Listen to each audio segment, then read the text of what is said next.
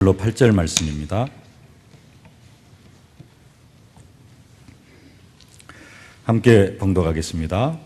데오빌로여, 내가 먼저 쓴 글에는 물은 예수께서 행하시며 가르치시기를 시작하신부터 그가 택하신 사도들에게 성령으로 명하시고 승천하신 날까지의 일을 기록하였노라. 그가 고난받으신 후에 또한 그들에게 확실한 많은 증거로 친히 살아계심을 나타내사 40일 동안 그들에게 보이시며 하나님 나라의 일을 말씀하시니라.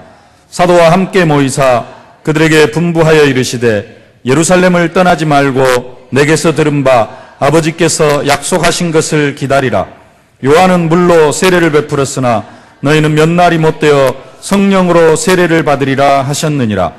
그들이 모였을 때 예수께서 여쭈되 주께서 이스라엘 나라를 회복하심이 이때니까 하니 이르시되 때와 시기는 아버지께서 자기의 권한에 두셨으니 너희가 알 바 아니요 오직 성령이 너희에게 임하시면 너희가 권능을 받고 예루살렘과 온 유대와 사마리아와 땅끝까지 이르러 내 증인이 되리라 하시니라.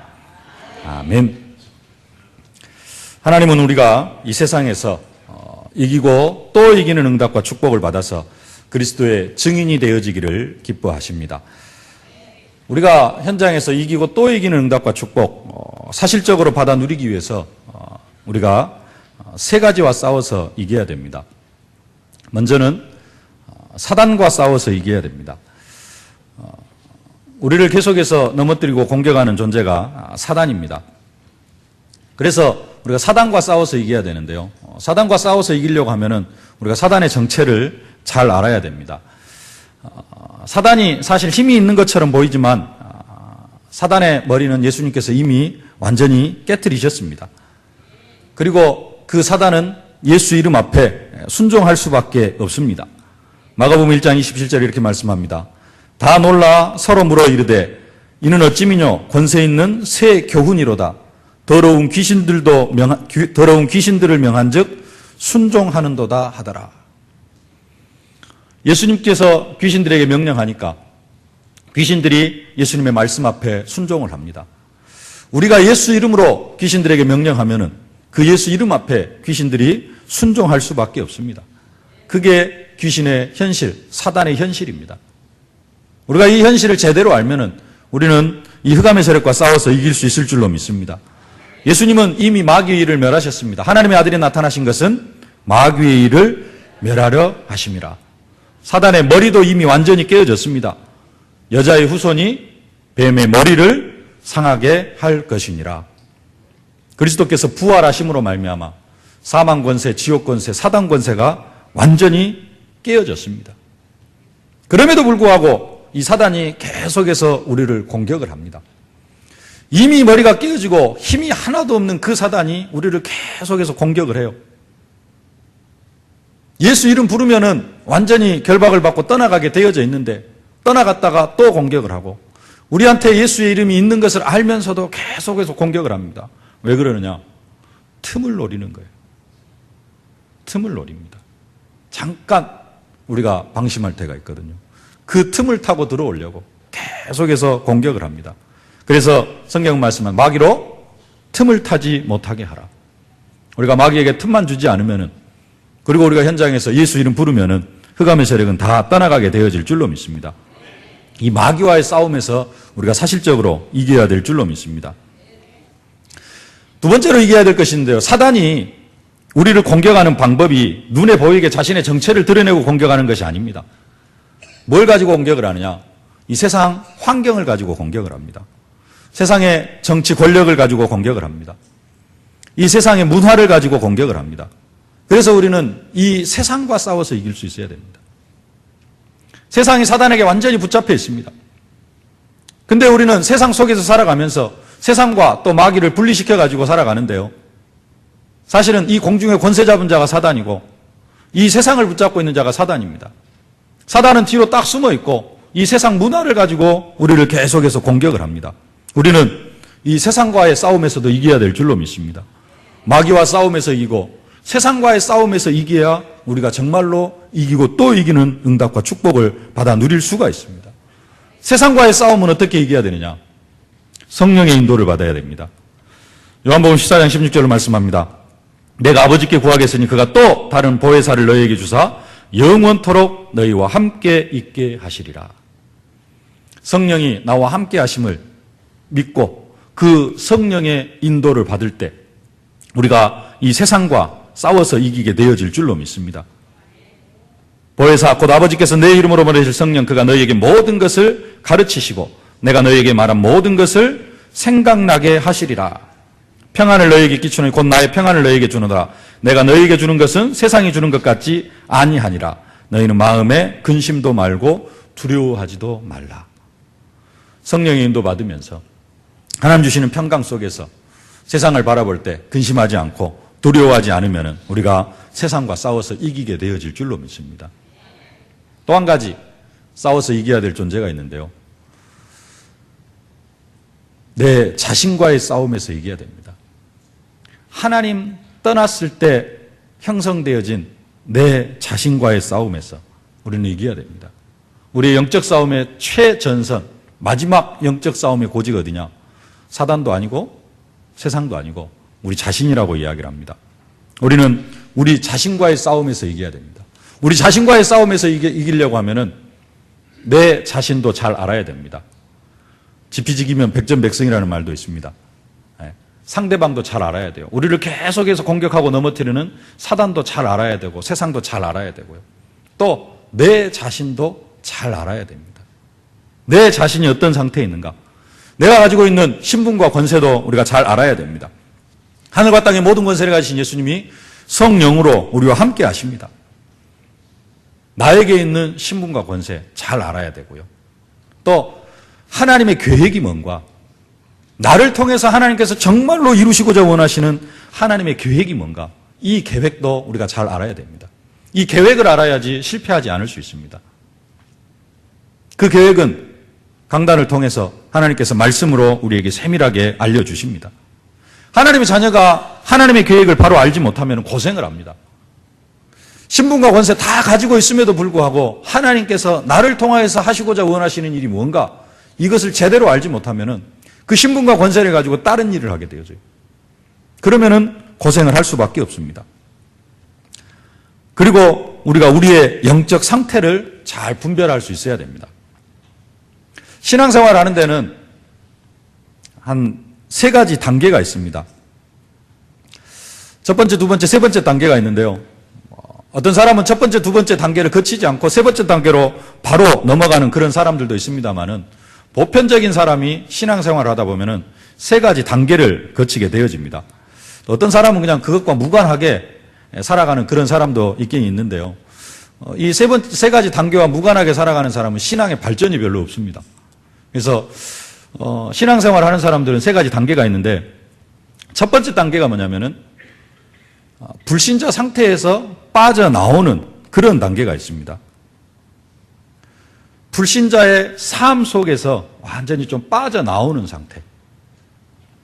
예수를 믿으면서 교회를 다니고 신앙생활을 한다고 하지만은 삶의 습관, 체질들이 이렇게 과거에 묶여있는 그런 사람들, 삶의 형태가 불신자들과 처음에는 조금도 다르지 않는, 주일날 교회는 오기는 오는데 나머지 삶을 보면은 불신자와 조금도 다르지 않는 그런 사람들이 있습니다. 처음 신앙생활을 할 때 그렇습니다.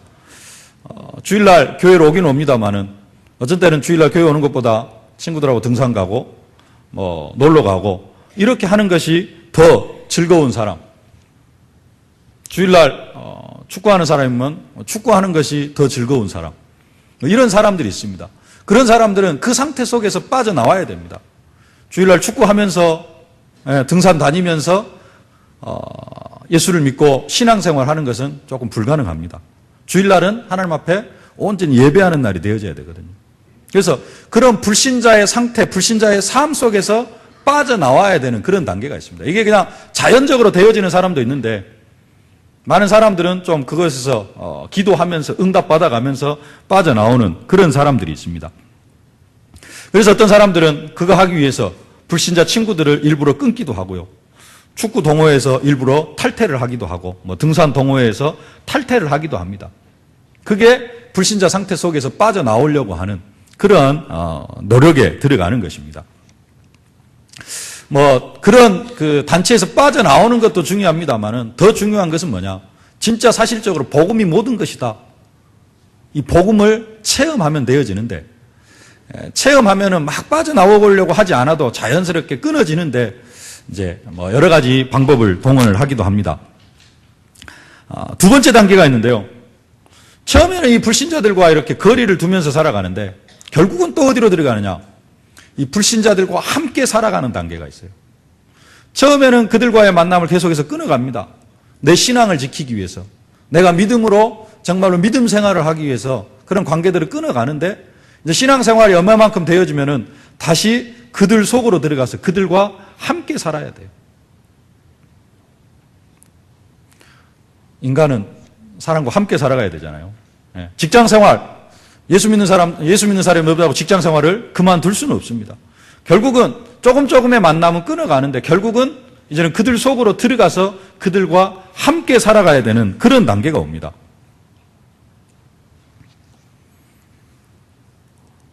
그럼에도 불구하고 그들의 영향은 받지 않는, 불신자들과 함께 살아가면서 불신자들의 영향은 받지 않는 그런 단계 속으로 들어가야 돼요.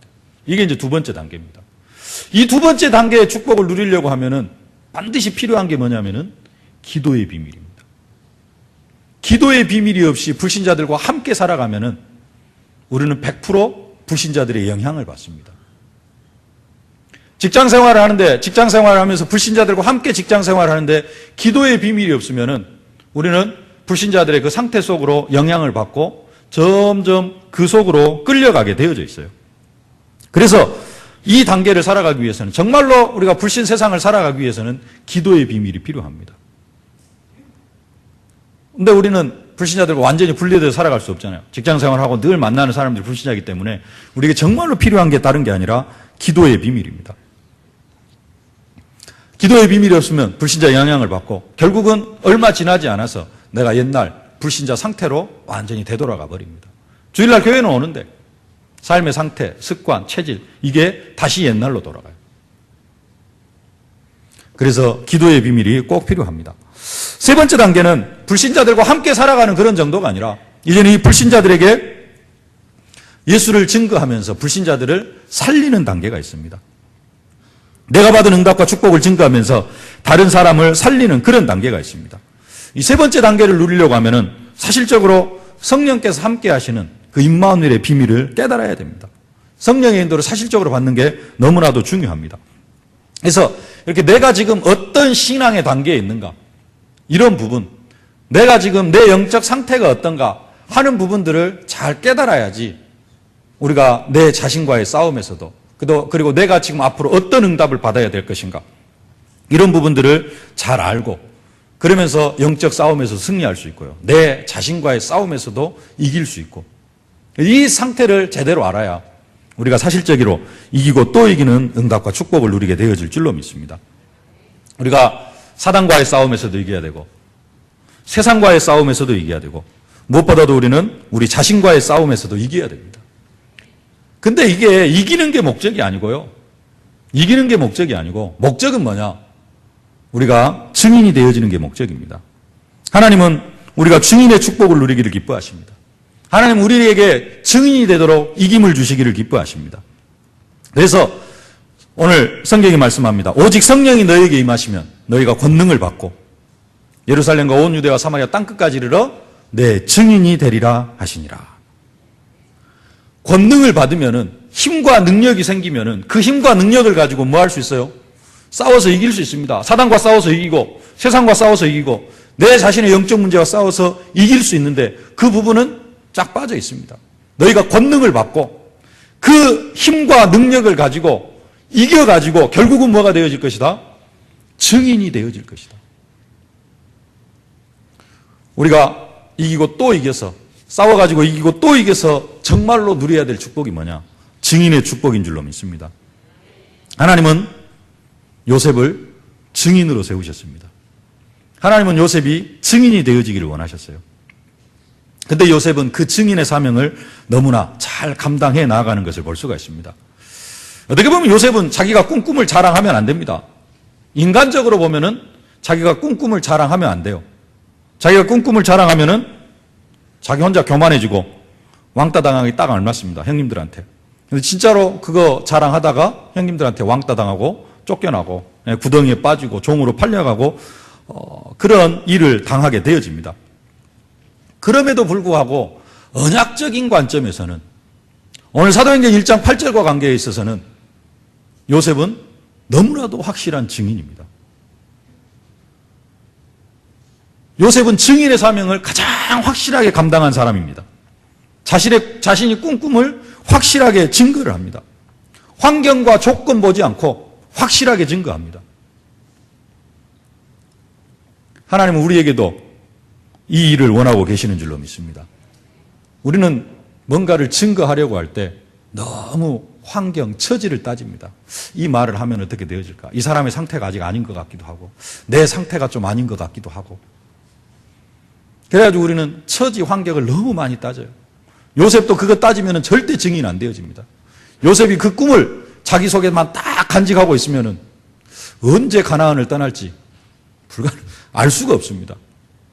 그런데 증인의 사명을 감당해 나아가니까 바로 하나님께서는 요셉을 애굽으로 보내시고 총리가 되어지는 길로 가장 완벽하게 인도하는 것을 볼 수가 있습니다. 요셉은 하나님께서 요셉을 증인으로 세우셨는데 그 증인의 사명을 너무 잘 감당해 나가요. 그러다가 보니까 그 삶이 조금은 고생처럼 보이기도 하지만은 증인의 삶을 살다가 보니까 계속해서 응답과 축복 속으로 들어가는 것을 볼 수가 있습니다. 우리가 요셉의 믿음을 본받아야 될 줄로 믿습니다.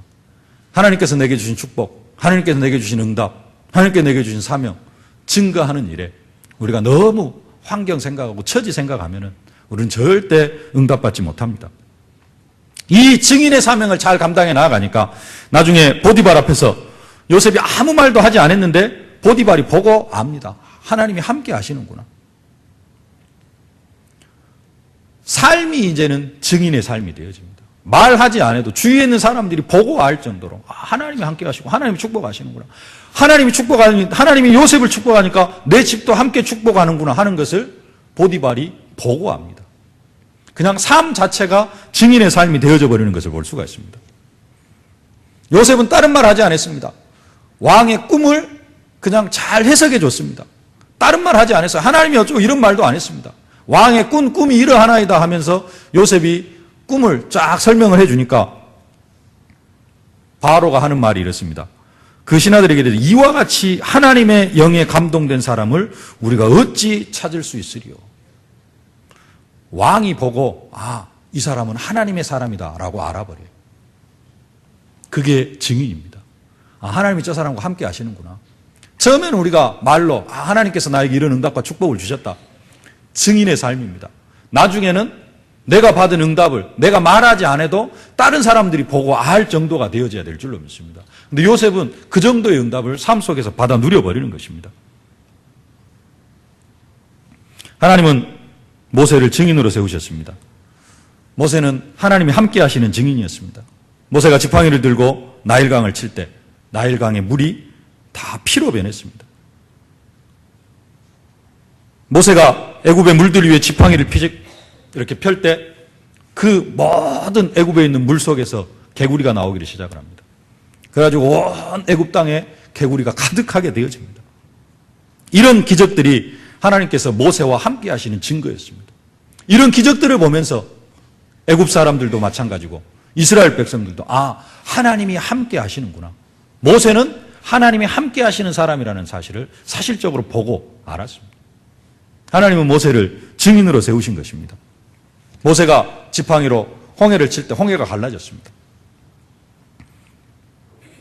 그 당시에 모든 사람은 모세를 통하여서 정말로 하나님이 이렇게 살아계시고 하나님이 이렇게 역사하시는구나. 모세 자체가 증인이었고 모세는 걸어다니는 것 자체가 하나님의 살아계심을 증거하는 증인의 삶이 되어졌던 것입니다. 하나님은 여호수아와 갈렙도 증인으로 세우셨습니다. 요단을 가르는 그러한 기적을 체험한 증인. 철옹성 같은 여리고가 완전하게 무너지면서 그 여리고성을 점령합니다. 하나님이 함께 하시는 증인입니다. 여리고성이 무너지자 그 소문이 온 가나안 땅에 쫙 퍼져나갑니다. 그 일의 주역이 누구냐? 여호수아와 갈렙이었습니다. 여호수아와 갈렙, 하나님 살아계심 그 자체를 증거하는, 아무 말 하지 않아도 하나님께서 저들을 붙잡고 계시고 하나님께서 저들을 축복하고 계시는구나. 여호수아와 갈렙은 걸어다니는 그냥 증인이었습니다. 말하지 않아도 증인. 하나님 다윗을 증인으로 세우셨습니다. 만군의 여호와의 이름으로 나아갈 때 골리앗도 무너뜨리는 그러한 증인. 거짓 선지자 850명과 갈멜산에서 대결할 때 엘리야가 기도한 것이 다른 게 아니고 하나님이 살아계신 것과 하나님 살아계신 것과 그 자리에 하나님께서 성령으로 역사해달라고. 하나님 살아계신 것이 온 세상에 선포되어질 수 있도록. 850명 바알과 아세라 선지자들 다 죽이고 하나님이 살아계시다. 너희들의 섬기는 신은 신이 아니고 죽었고 하나님만이 참 유일하신 신이다. 이 일에 증인이 되어진 줄로 믿습니다. 다니엘도 증인입니다. 물과 채소만은 얼굴이 더 윤택해지고 그 결과 박사와 술객들보다도 10배나 더 지혜로워지는 그런 응답과 축복을 받은 그러한 증인입니다. 하나님은 렘넌트 7명을 다 뭘로 세우셨느냐? 증인으로 세우셨고요. 그들은 다 증인의 사명을 감당해 나아갔습니다. 오늘 본문 누가도 어느 날 복음을 받았습니다. 그 복음을 받고 증인의 사명을 감당해 나가려고 누가복음을 기록하고 오늘 사도행전을 기록했습니다. 하나님은 우리를 이 시대에 뭘로 세우시느냐? 증인으로 세우셨습니다. 우리는 증인의 사명을 감당할 수 있어야 됩니다. 오직 성령이 너에게 임하시면 너희가 권능을 받고 예루살렘과 온 유대와 사마리아 땅끝까지 이르러 내 증인이 되리라. 어떤 증인이 되어야 됩니까? 돈 많이 벌었다, 집 한 채 얻었다, 이 증인이 아니고 주는 그리스도시요 살아계신 하나님의 아들이십니다. 우리가 예수의 증인이 되어져야 될 줄로 믿습니다. 내가 가는 현장마다 예수 이름으로 흑암의 세력이 꺾여지고 성령이 역사하는 일에 증인이 되어져야 될 줄로 믿습니다. 우리가 이렇게 증인 되어지려고 할 때 하나님은 우리에게 이기고 또 이기는 응답과 축복을 허락하실 수밖에 없는 줄로 믿습니다. 그래서 우리는 사실적으로 증인 되어지려고 하고 하면은 이기고 또 이기는 응답과 축복을 누릴 수밖에 없습니다. 우리의 신분은 이기고 또 이기는 응답과 축복을 누릴 수밖에 없는 신분이 이미 되어졌습니다. 그래서 우리는 이기고 또 이기는 것은 당연합니다. 근데 또 이 축복을 못 누리는 게 현실이기도 하고요. 그래서 몇 가지 준비가 되어져야 됩니다.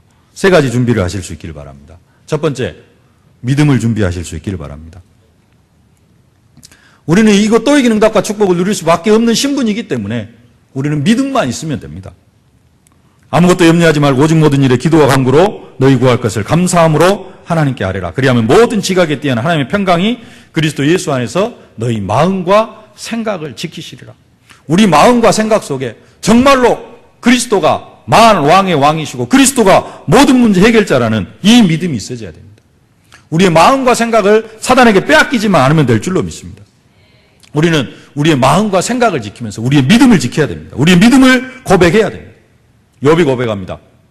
나의 두려워하는 그것이 내게 임하고 나의 무서워하는 것이 내 몸에 미쳤구나.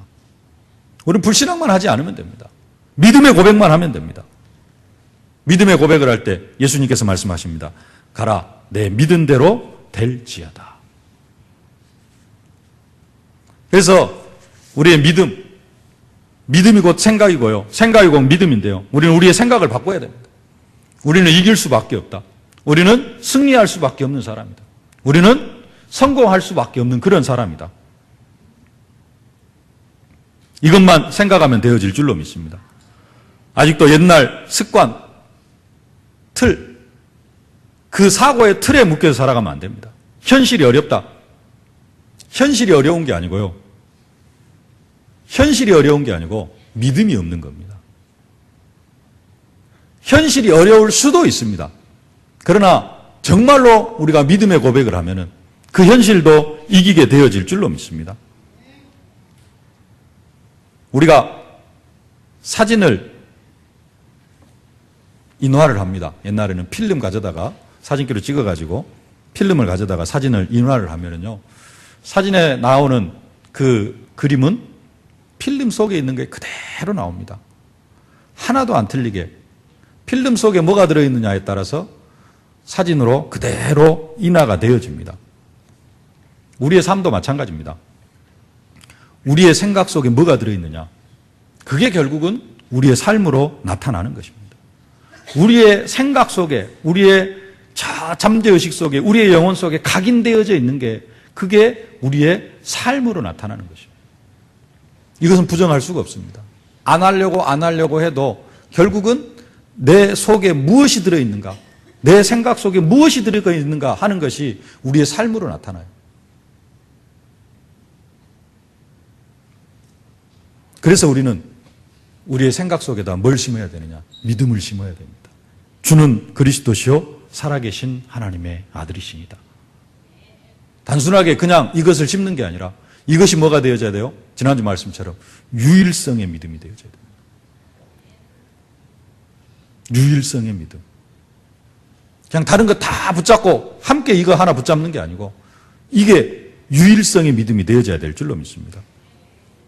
그렇게 되어질 때 불신자 상태 속에서 각인된 사상이 복음으로 바뀌게 되어질 줄로 믿습니다. 과거에 복음 만나지 못했을 때 항상 눌리고 고통당하며 살아가는 그 사상, 이제는 그 상태 속에서 우리를 완전하게 해방시켜 주셨습니다. 또 과거에 나는 뭐든지 할 수 있어, 이것도 아닙니다. 성령께서 나와 함께 하실 때 내가 성령의 능력으로 이 일들을 감당해 나아갈 수 있다. 이 믿음이 고백되어져야 될 줄로 믿습니다. 우리의 믿음이 이기고 또 이기는 응답과 축복을 누릴 수밖에 없다라는 이 생각으로 바꿔져야 될 줄로 믿습니다. 이게 우리의 사상이 되어져야 돼요. 아직도 과거의 틀, 과거의 생각 속에 묶여 있습니까? 생각을 바꾸시기를 바랍니다. 여러분의 잘못 각인되어진 그 사상을 복음으로 바꾸실 수 있기를 바랍니다. 그래서 우리의 사상이 복음 안에서 이기고 또 이기는 응답과 축복을 누릴 수밖에 없다. 이 사상이 되어질 때 우리는 이기고 또 이기는 응답과 축복을 누리게 되어질 줄로 믿습니다. 왜 못 이기느냐? 아직도 그래, 그럴 수도 있는데 질 수도 있다. 이런 생각이 들어와 있기 때문에 우리가 이기지를 못하는 겁니다. 가장 먼저 뭐가 준비되어져야 돼요? 믿음이 준비되어져야 돼요. 이기고 또 이기는 응답과 축복을 누릴 수밖에 없는 그러한 존재다. 자신에 대한 믿음을 먼저 준비하실 수 있기를 주님의 이름으로 축복합니다. 두 번째, 믿음과 함께 준비되어져야 될 게 있는데요. 삶이 또 함께 준비가 되어져야 됩니다. 삶이 준비가 되어져야지 이기고 또 이기는 응답과 축복을 누리는 그러한 증인이 되어질 수가 있습니다. 그냥 정말로 믿음이 있으면은, 진짜 유일성의 믿음이 있으면은 그 결과 삶은 자연적으로 치유가 되어지게 되어져 있는데, 정말 믿음이 있으면은 삶은 뭐 치유해야 되겠다 뭐 이런 생각 없어도 사실은 자연적으로 치유가 되어집니다. 근데 우리의 믿음이 그 유일성의 믿음이 잘 안 되어져요. 성령 충만한 믿음, 그 믿음이 잘 안 되어집니다. 그러다 보니까 삶이 아직도 과거의 체질, 그 습관 속에 많이 매여 있습니다. 우리가 정시 기도를 많이 합니다. 많이 이야기를 합니다. 근데 학교 다닐 때 방학이 되면은 방학 낸날 동글뱅이 그려놓고 하루 시간표 짜잖아요. 아침 5시부터 일어나가지고 운동을 하고 뭐 하고 뭐 아침에 묵상을 하고 그 다음에 식사하고 뭐 하고 막 하루 12시간 시간표를 쫙 짭니다. 얼마나 지키셨습니까? 학교 다닐 때요. 방학 시간표 짜놓고 30일 방학을 하면은 열흘이라도 지켜보신 적 있습니까? 30일 방학 시간 스케줄 짜가지고 30일 동안 방학에 열흘이라도 지켰다 그러면은 좀 뭐랄까요, 독한 사람이 되어지기도 하는데, 계획은 엄청나게 세우는데 그것을 제대로 실천하는 날이 거의 없습니다. 방학 계획표대로 하면은 방학 숙제가 절대 밀릴 수가 없고, 일기가 밀릴 수가 없는데, 근데 대부분의 학생들은, 아마 지금도 그러는 학생들이 많이 있는데, 대부분의 학생들은 방학 이제 3일 남겨놓고 숙제하기를 시작을 합니다. 방학 일주일 남겨놓고 숙제하기 시작하고, 방학 3일 남겨놓고 일기를 쓰기 시작을 합니다. 일기가 아니고 글짓기가 되어지죠. 아무거나 이제 장문이 시작이 되어집니다. 무슨 이야기냐? 시간 관리가 잘 안 되어진다는 거예요. 과거에 그랬던 사람들, 과거에 방학 스케줄 짜놓고 그 스케줄대로 관리가 잘 안 되어졌던 사람들, 그 사람들이 어느 선상에 있느냐? 정시기도가 잘 안 되어지는 그 속에 있습니다. 그만큼 뭐가 안 되어지는 거예요? 시간 관리가 잘 안 되어지는 겁니다. 영적인 부분이기 때문에 조금 성령 충만한 사람은 또 그 옛날 방학 스케줄 관리는 안 되어졌어도 정시기도가 되어지는 사람도 있긴 있습니다만은 그게 잘 안 되어졌던 사람들은 그 선상에 같이 있어요. 체질입니다. 정시기도도 잘 안 되어져요. 영적 관리가 잘 안 되어집니다. 이런 체질들도 우리가 복음 안에서 바꿔가야 될 줄로 믿습니다. 우리는 뭘 관리를 할 수 있어야 되느냐? 시간을 잘 관리할 수가 있어야 되는 것입니다. 시간 관리. 잘 안 돼도 좀 꼭 해야 됩니다. 세계 노벨상의 3분의 1을 차지한 민족이 이스라엘, 그 민족입니다. 유대인들입니다. 그 사람들은 절대 만화 같은 것을 못 보게 한다고 합니다. 왜냐? 상상력을 죽여버리기 때문에. 상상력을 죽여버리기 때문에 만화를 못 보게 하고, 그 이스라엘 백성들이, 그 유대인들이 시간 관리를 아주 철저하게 생각을 하는데 약속 없이 찾아온 친구를 적으로 알라라고 이렇게 말을 한다고 합니다. 왜? 약속도 안 하고 찾아오면 내 시간을 마음대로 빼앗는 그런 사람이 되어지잖아요. 그래서 약속 없이 찾아온 친구는 적으로 알라. 그런 정도로 이스라엘 백성들이, 그 유대인들이 철저하게 시간 관리를 하고, 그러한 사람들이 지금 전 세계 경제, 문화, 노벨상 다 차지해가고 있는 것을 볼 수가 있습니다. 그만큼 시간 관리가 중요해요. 옛날 시간 관리 이야기 들어보셨습니까? 80년 살아가면은 한 20년은 밥 먹는 시간 때 다 보내고 그러잖아요. 버스 타고 다니는데 한 15년, 20년 보내고, 사실적으로 우리가 일하고 내 전문 분야에 투자하는 시간은 80년 중에 10년도 채 안 됩니다. 그만큼 우리는 우리의 평생을 어디에다가요? 먹고 자고 옷 입고, 어떤 여자들은 옷 고르는데, 뭔 입을까 옷 고르는데 80년 중에 한 4, 5년 투자한다 그러잖아요. 옷 입어보고 벗어보고 막 이거 하다가 그만큼 시간 관리가 안 되어집니다. 다른 데 우리는 많은 시간들을 투자를 합니다. 다른 데 시간을 많이 투자하는 것도 좋은데요, 시간 관리에 있어서 중요한 게 뭐냐? 기도하는 시간을 가지라는 거예요. 기도하는 시간. 정말로 내가 하나님 앞에 하루에 이 시간에는 정말로 기도하는 시간으로 하나님 앞에 드려야 되겠다. 제 9시 기도 시간에 기도처가 있는가 하여 기도하러 가다가 정말로 기도하는 시간을 관리하실 수 있기를 주님의 이름으로 축복합니다. 두 번째로 이기고 또 이기는 응답과 축복을 누리기 위해서 삶 관리에서 두 번째로 관리해야 될 게 있는데, 그게 바로 경제 관리입니다. 돈이 없어서 가난한 게 아니고, 돈을 적게 벌어서 가난한 게 아니라 관리를 못해서 가난한 사람들이 많습니다. 관리를 못해서요. 한 달에 100만 원을 벌어도 관리를 잘 하면서 규모 있게 쓰면서 10만 원씩 꼬박꼬박 저축해 가는 사람이 있습니다. 근데 한 달에 1000만 원을 벌어도 1200만 원을 쓰면서 매달 200만 원씩 빚지고 살아가는 그런 사람들이 있어요. 1000만 원을 벌어도 매달 200만 원씩 빚지고 살아가는 사람 몇 년 있으면은 패가 망신합니다. 근데 100만 원을 벌어도 관리를 잘 하면서 10만 원씩 매달 저축해 나가는 사람은 나중에 크게 성공할 수 있습니다. 복음이면 다 되는데요, 복음을 가지고 있으면서 한 달에 1000만 원씩 벌면서 1200만 원씩 쓰는 사람 절대 성공 못합니다. 경제 관리가 안 되죠. 그래서 쓰는 그런 응답도 받을 수 있어야 되고요. 경제 관리에 있어서 최고의 경제 관리는 뭐냐? 하나님 앞에 드리는 겁니다. 헌금을 하는 겁니다. 생각이 조금 바뀌어야 됩니다. 헌금은 많이 할수록 좋다. 이런 생각으로 여러분들이 바뀌실 수 있기를 바랍니다. 정말로 전도와 선교하는 일에 나의 물질을 마음껏 드리기를 원합니다. 여러분들의 중심이 이렇게 바뀌어질 수 있기를 바랍니다. 렘넌트 살리는 일에 내가 정말로 나의 물질을 드리기를 원합니다. 지역의 문화를 바꿀 예배당을 건축하는 이 건축 헌금을 드리는 일에 내가 최고의 예물을 드리겠다. 여러분들이 이러한 믿음으로 준비되어질 때 경제에도 승리할 수밖에 없고, 그러면서 경제 규모를 갖춰갈 때 경제에도 이기고 또 이기는 응답과 축복을 누리게 되어질 줄로 믿습니다. 영국의 유명한 구두쇠가 어느 날 웨슬리 목사님의 집회에 참석하게 되어졌다고 합니다. 웨슬리 목사님 첫 번째 강의 주제가 어쨌든 돈을 벌어라. 그러니까 너무 은혜를 받았다고 합니다.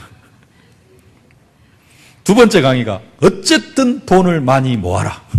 이게 두 번째 강의였대요. 그러니까 이 구두쇠가 너무 은혜를 받았는데, 세 번째 강의가 뭐냐? 하나님을 위해서 다 바쳐라. 그러면 그렇지 하면서 실망해가지고 돌아갔다고 합니다. 정말로 내 경제 관리가 제대로 안 되어지면요, 믿음은 있는데 거지 나사로처럼 살아갈 수가 있습니다.